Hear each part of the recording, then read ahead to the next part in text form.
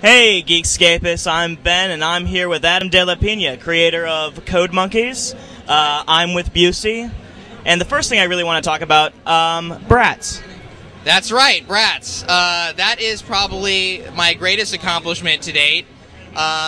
Basically what happened was my friend needed help with a movie, and I started writing it to help them out, and then she got fired, and they kept me, and then that's it.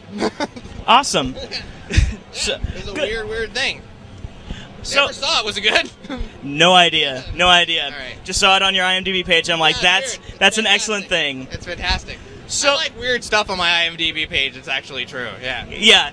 I actually just saw on my IMDb page that I was in Nash Bridges when I was 5. Apparently. That's awesome. That's great. Anyway, let's talk about Code Monkeys. All right. Okay, so this show, takes place at a game company, but it's all done with 8-bit animation. 8-bit animation, absolutely, yeah. It takes place at a company called Gameavision, which is kind of, I've always imagined that it's a game company that didn't make it out of the Silicon Valleys in the 80s. It's kind of doomed in a lot of respects because of Larity, who takes over, who's the president of the company, who's from Texas and doesn't know anything about video games or anything really.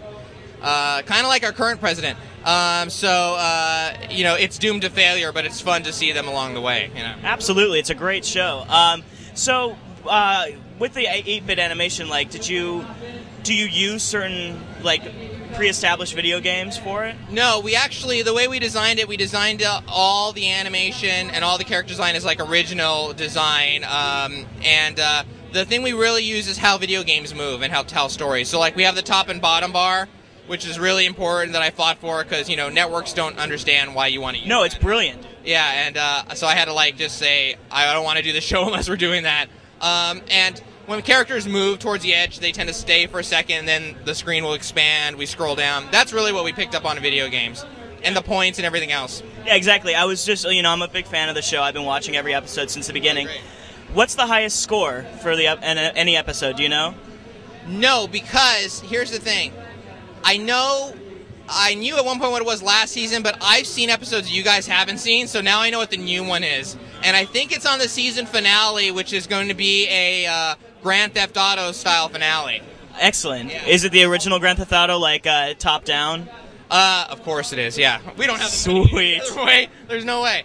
And a lot of cool guest stars, friends that we like of the show are coming on this season, Chris Elliott is going to be on. He plays Todd's brother, shockingly. Nice.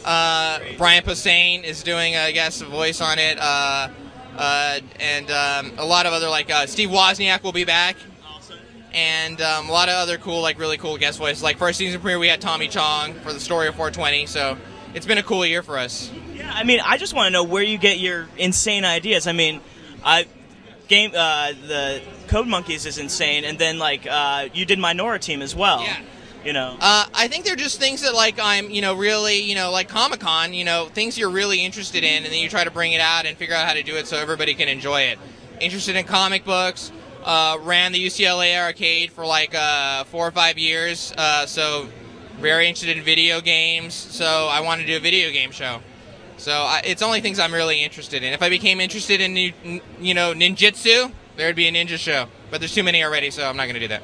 I think you'd do a great ninja show. Thank you.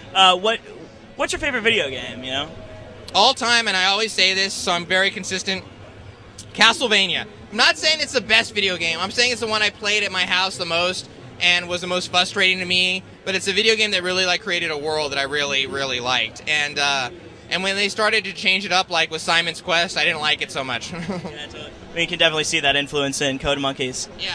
There's a lot of, and I'm always using it as I'm always using video games as a reference, and so I'll say, that video game, and I'll look it up. We have these great books, and I'm like, how they move the screen moved weird? We got to do that. Or with a Gary Gygax episode, the screen had to be a certain way, and etc. What's your favorite character on Code Monkeys? Besides Dave. I like Dave, but I really do like writing for Todd. Absolutely. Because, one, he's my friend Dana Snyder from Aqua Teen Hunger Force, who's fantastic, Master Shake. Yeah. And I know that when we write scenes, Dave, he's a good character to play off of Dave. They're kind of like a different dude, but almost the same dude. They're both really self-absorbed. So when you have them in a scene together, they're always like, of course they hate each other, but they're always really funny together. Awesome. So season 2 is going on right now on G4, right? And the DVD comes out August 5th, and it's also on everything's on iTunes right now. They're in the seasons, which is really, really cool for people who miss the show, even though it's on G4 like 150 times a week. Absolutely true. Absolutely true. So everyone. Oh yeah, that is a good question. Have you ever beaten Battletoads without the codes? No. There you go. No. Nobody has, right? No. And they're liars that they, right? Nobody has. Good. I'm glad people are telling the truth. Yeah, personally, I never attempted the goddamn thing. Anyway, this is Adam De La Pena, Ben Dunn, Geekscape. Thank you very much, Thank you very much, man. Take it easy. Thanks, guys.